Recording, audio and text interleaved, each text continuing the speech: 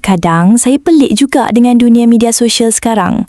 Orang tengah duduk santai minum kopi pun boleh jadi isu besar.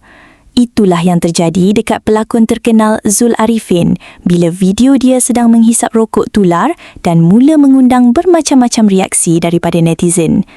Lepas ramai mula bercakap pasal video tu, Zul akhirnya tampil bersuara.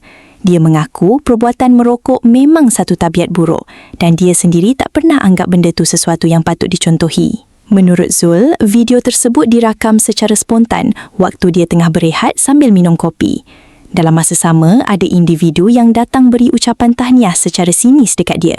Disebabkan terasa seperti diperli, Zul terus membalas semula. Katanya lagi, dia sama sekali tak berniat nak mempromosikan rokok ataupun menggalakkan orang ramai ikut tabiat tersebut. Malah, dia sendiri mengakui perkara itu salah dan berjanji ia takkan berulang lagi. Apa yang lebih menarik perhatian, Zul sempat memohon maaf kepada semua yang menegur dirinya secara baik. Dia juga meminta maaf sekiranya kandungan tersebut menyinggung mana-mana pihak termasuk Kementerian Kesihatan Malaysia. Tapi dalam masa sama, Zul turut meluahkan rasa kurang senang terhadap segelintir netizen yang dianggap terlalu melampau ketika mengecam dirinya. Bagi Zul, ramai hanya nampak satu sisi dirinya di media sosial, sedangkan dia sebenarnya sangat menjaga kesihatan. Hari-hari dia bersenam, berlari dan menjaga pemakanan. Bila ditanya tentang tindakan beberapa artis dan pencipta kandungan yang mula membuat parodi mengenai isu tersebut, Zul nampaknya tak ambil hati sangat.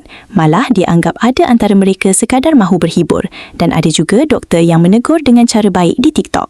Apa yang buat ramai mula berdebat sekarang? Adakah netizen memang semakin prihatin tentang kesihatan awam atau sebenarnya budaya mengecam di media sosial sudah makin melampau?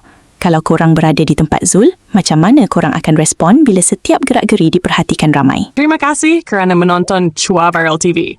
Jangan lupa like, komen dan subscribe untuk terus dapatkan update terkini tentang dunia hiburan Malaysia.